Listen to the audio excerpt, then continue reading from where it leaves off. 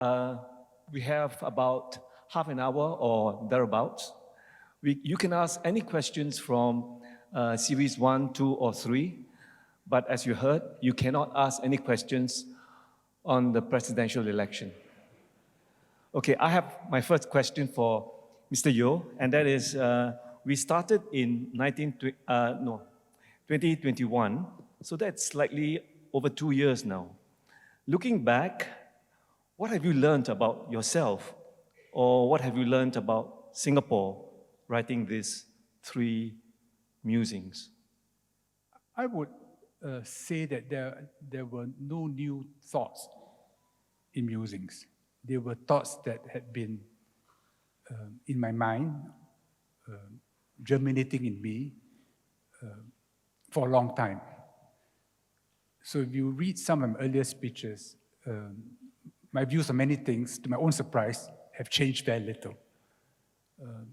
But it was good to recall them, to arrange them, and to remember with gratitude all those who were part of my own life story. But time passes, and some of them have passed away. And even as I was writing the series, others have passed away. But this is life's journey. I've met many young friends, and I'm delighted that I get approached by young people, both in Singapore and Hong Kong, for advice and for conversation, and I learned a lot from them. But it's helped me to organize my own thoughts, and when I make public speeches now, I don't often need the script, because the thoughts have already been organized, and well, you can just reach out for them and present them.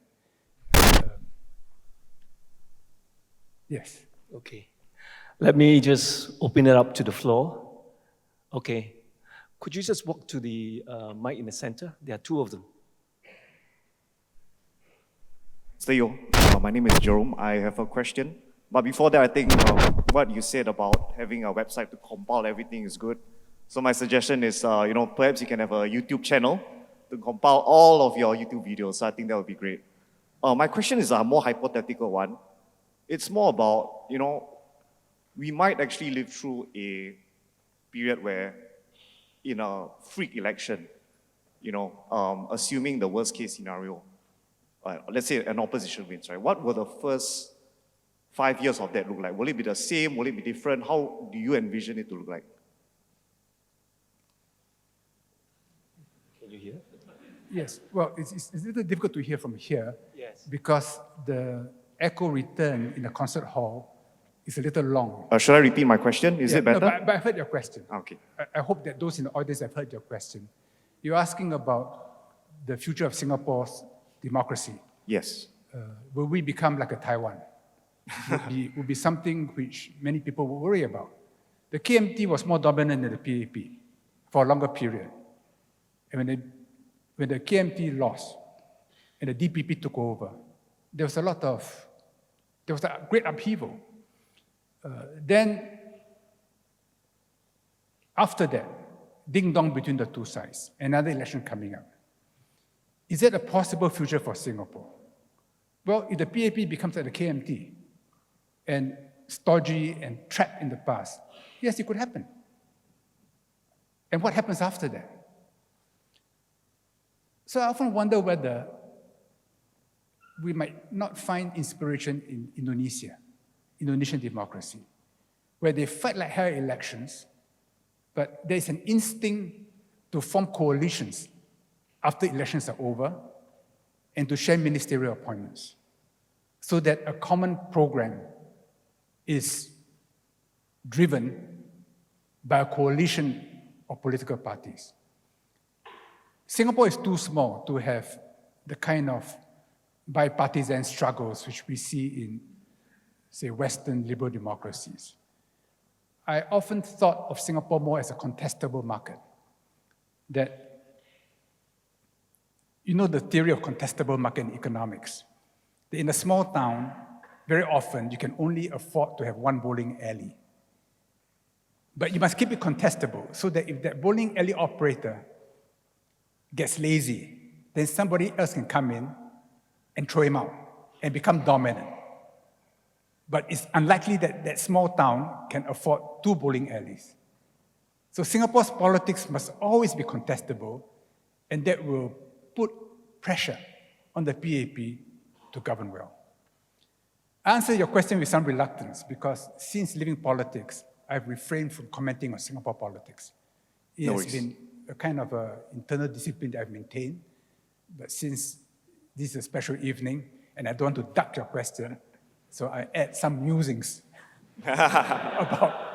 about my view of Singapore's future. Thank you. Another question?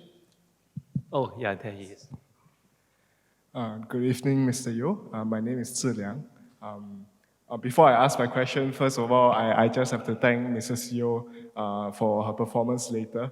I think it's a loving man is one who can't wait to show off his wife. Looking forward to that. But my question is related to a video of your lecture at EUI in Florence recently about, maybe not so recent, but about Taiwan and China and how during the Potsdam and Yalta conferences that the Allied powers actually agreed that Taiwan was part of China. And it's really the US that's kind of being a bit revisionist in this stance. So I want to ask, it seems like history is written by the victors. How can Singapore, which has outperformed so well, continue to write the status quo? Thank you. Can you hear? I can't quite hear you. Sorry. My question is, just keep it short. How can Singapore continue to write our status quo in the region or in the world? Yeah, thank you. The geopolitical contest between the US and China will not abate. This will go on for many years and will mark the history of the middle of the century, world history. In the immediate term, things are not likely to get worse. Commerce Secretary Raimondo was in Beijing recently, and both sides gave a very positive account of the meetings. It's a good start. The US does not want to bring China down, does not want to suppress China. Of course, it's got its interests, and they want to negotiate. Why this change in US attitude towards China? A series of cabinet secretaries have visited China. I think it's because presidential elections are coming up, and two things worry American political leaders. One is Ukraine, where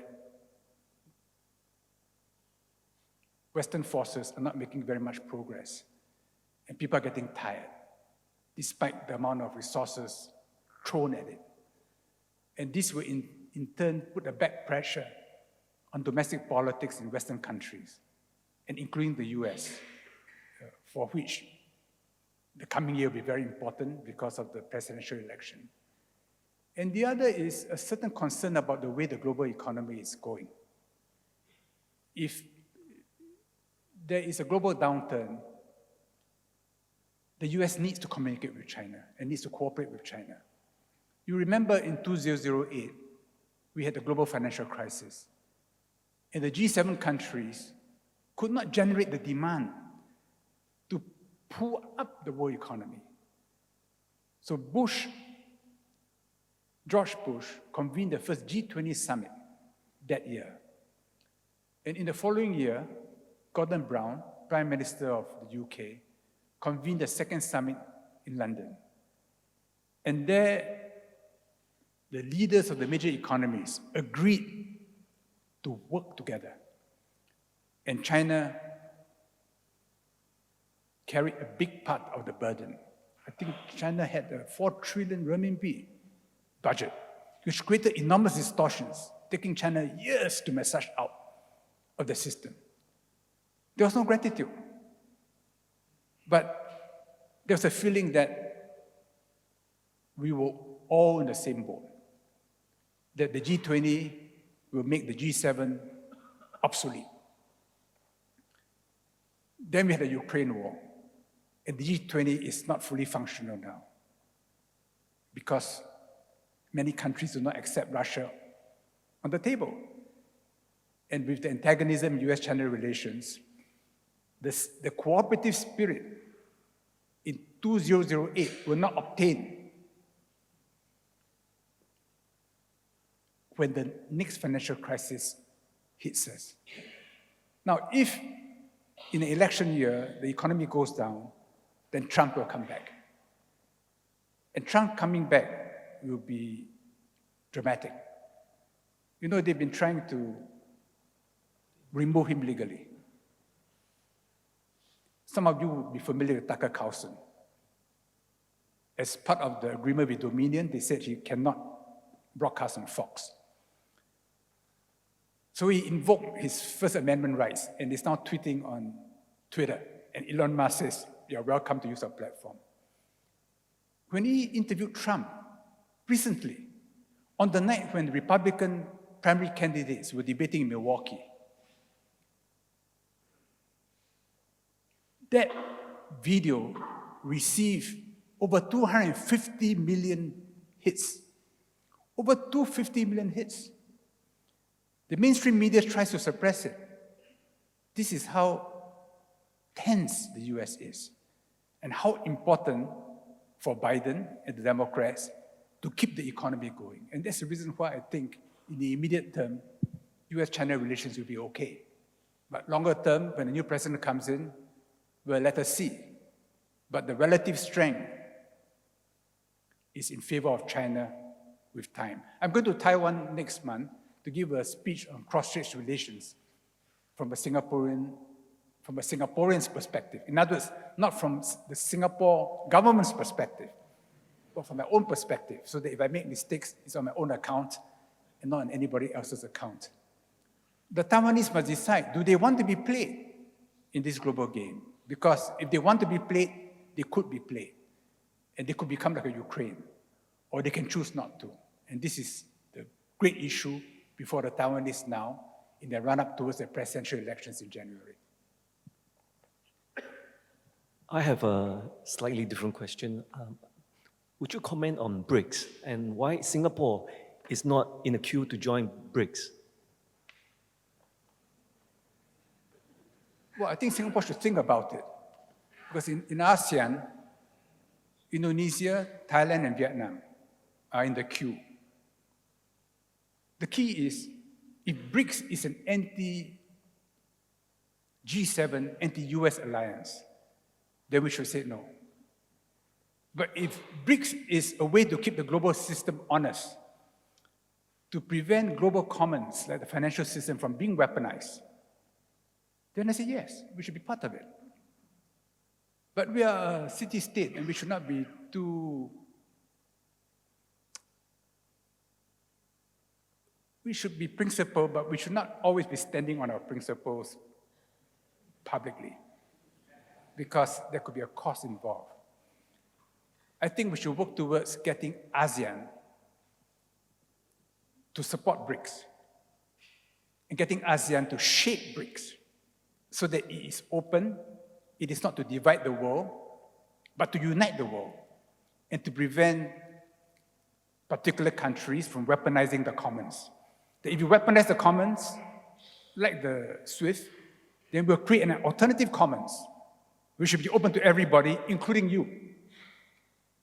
And in that dispensation, let's talk about the clearance of foreign exchange. I think it'd be good for Singapore as a financial center to be a clearance for the existing SWIFT system, and if there's an alternative, also to be a clearance center for the alternative. That is Singapore's best position. But if the US is angry with us, then we have to be careful. So it's best if there is an ASEAN position, or if there's no ASEAN position, if Indonesia joins, I think we should be right behind Indonesia. Okay, the next question. Oh, Zainab. A microphone for Zainab, please.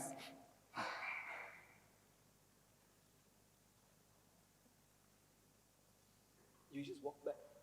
Yep. Oh, there's a standing mic at the back. Oh. Thank you. I have a question actually on multiculturalism and meritocracy. Thanks, George, for allowing me to ask a question. And actually, I wanted to link it with the presidential elections, but since I can't, I will link it to your theme about life journey. Life journey. Can you hear me? Multiculturalism and meritocracy, and in the context of life journey, whenever I talk about multiculturalism and the challenges we went through, the younger generation will tell me, enough of my grandpa's stories. We are not Malays, we are not Chinese, we are not Indians, but we are Singaporeans. So from your own life journey, George, how do you see that process? Are we making good progress that we are Singaporeans? And will multiculturalism remain that ideal and the realism of tomorrow? Thank you. You heard, right? The multiculturalism. A person's identity is an important part of his cultural programming.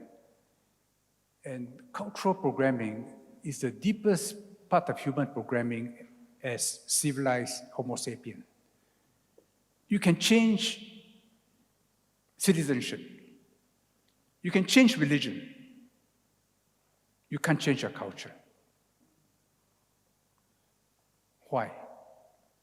Because this programming takes place even as you're a fetus in your mother's womb. And in at least the first 20 years of your life, probably more. So that forms your core. If we respect the other person as a human being, we must be interested in that person and know his identity and understand his core. Because if you don't understand his core, you don't really respect him as a human being. I hear the British Foreign Secretary saying, well, the way to change China is to get close to China. Well, the UK wants to change China. I thought, wow, the Chinese can't change China. And the British want to change China. I think the first thing is to understand the Chinese for what they are. How come they're so homogeneous?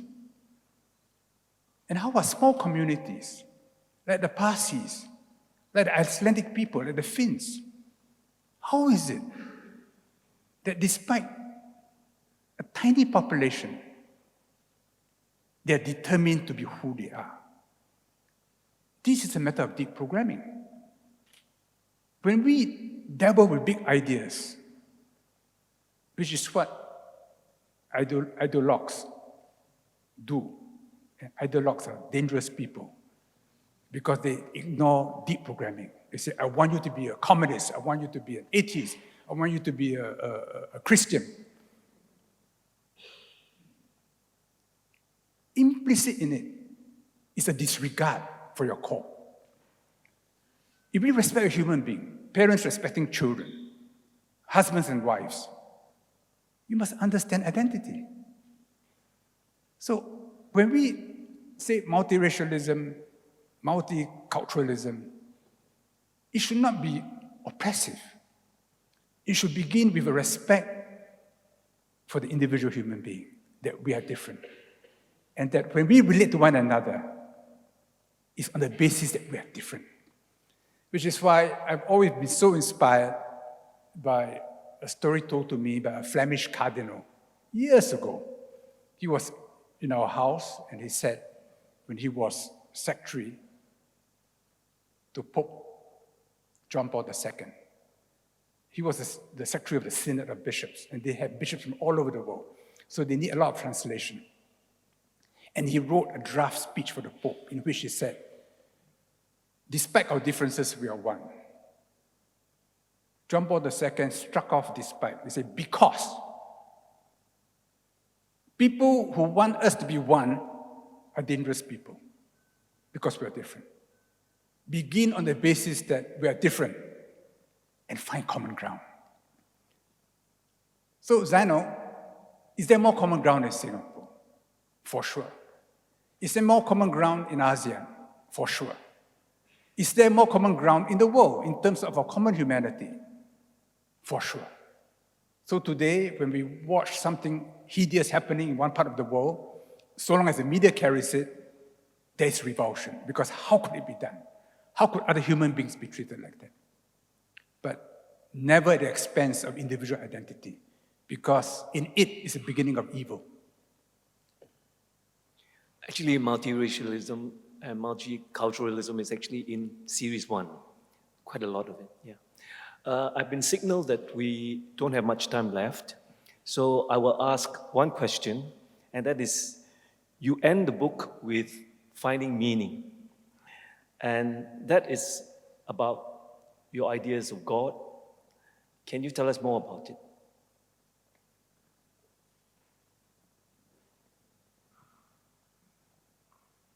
You know, we pride ourselves on being scientific. And sometimes, in their arrogance, scientists think that the more we understand existence, the more we do not need God. Because we can explain everything.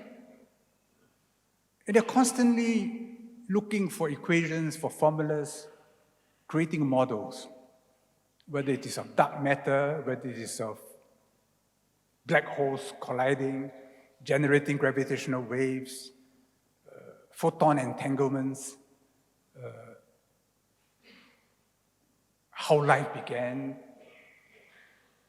the role of quantum mechanics in life processes, and so on. This is a celebration of human intelligence and a belief that the more we understand, the less there's a need to be spiritual. I take a very contrary view, that the more you understand, the hardest thing to understand is to understand how these formulas come about. We talk about the second law of thermodynamics as being almost immutable, almost as if it is a fundamental axiom of everything in physics. The arrow of time in entropy. Then there are mathematicians who talk about computational equivalence. I talk a little about it in the third book. Well, that maybe you can explain complex things from simple things like cellular automata. And the theory of computational equivalence, that in any phenomena, there are different ways of explaining it, different equations to explain it. But how do you explain existence? Why no interest in how to explain life? Because if there is, then God is nothing more than a computational equivalence of what we know is so difficult to understand.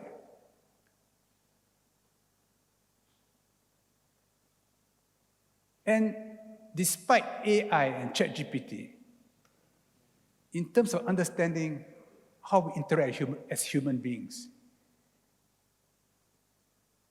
we know that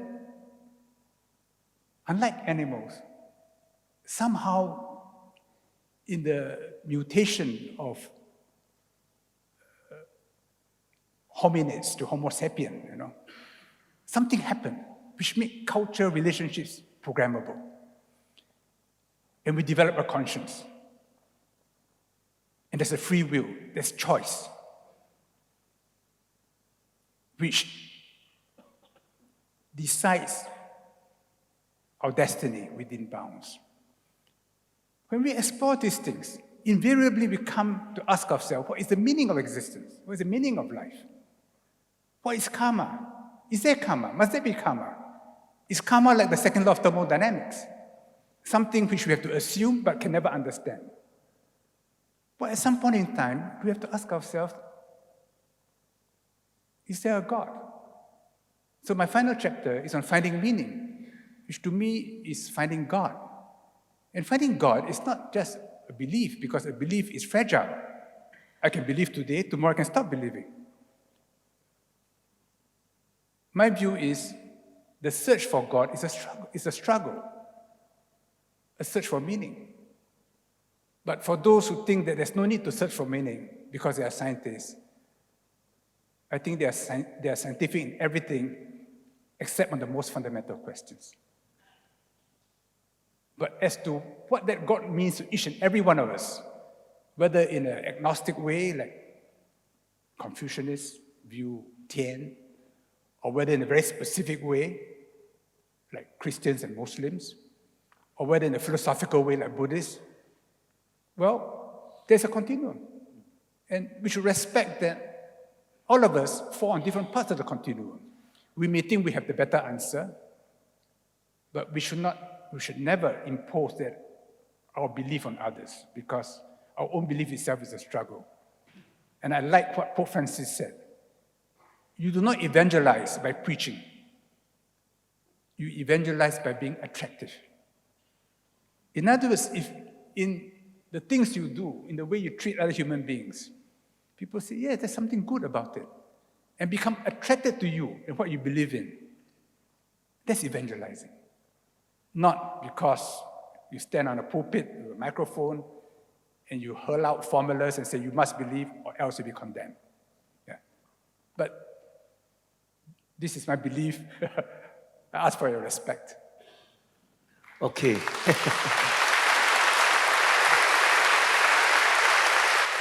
Thank you, Mr. Yeo and Mr. Wu. And that's why I end Musings Series 3 with a prayer, the prayer of St. Francis, that we seek not to be consoled, less to be consoled than to console, less to be understood than to understand, less to be loved than to love. And St. Francis also put a lot of emphasis on human beings living in harmony with all of creation, which is what prompted the Holy Father to write Laudato Si.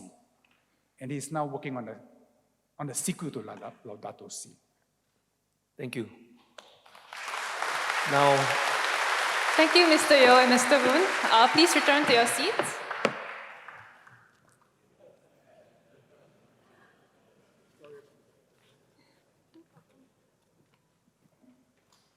So, ladies and gentlemen, I'm sure this is what we've all been waiting for and what we are looking forward to.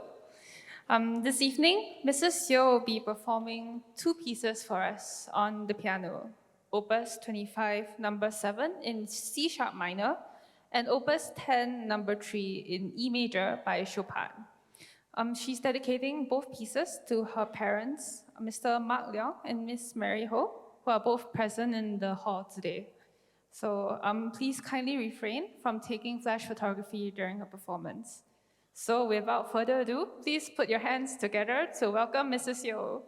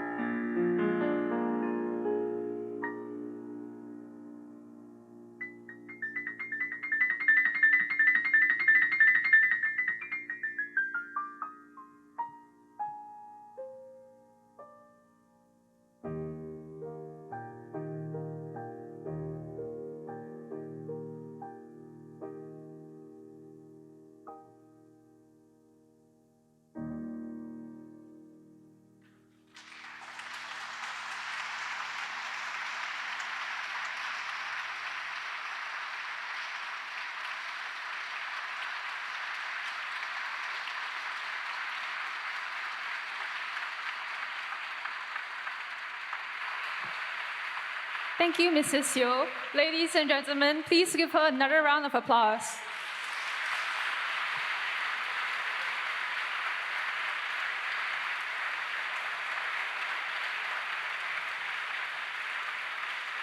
Mrs. Yeo, if you could please remain on stage. I would now like to invite DPM Heng, Mrs. Heng, Mr. Yeo, Ms. Doreen Liu, Mr. Woon Tai Ho, and Mr. Keith Yap onto the stage. Mr. Yeo will be presenting a signed set of George Yeo Musings to DPM Heng.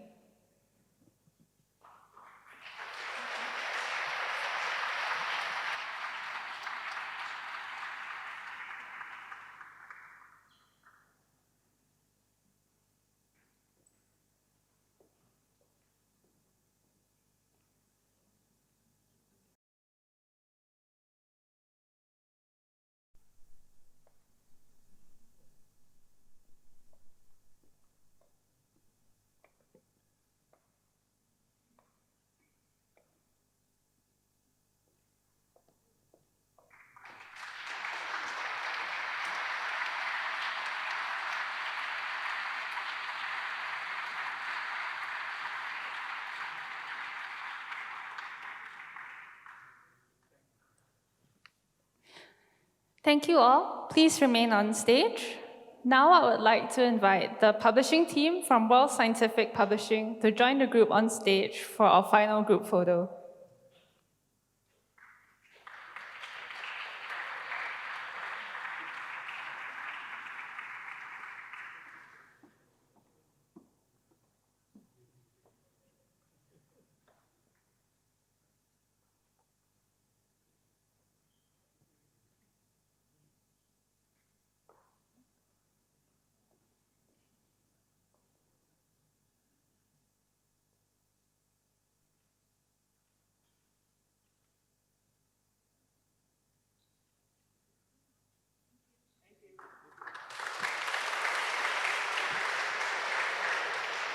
Thank you, everyone. That brings us to the end of tonight's event. Thank you again for taking the time out of your evening to spend today with us.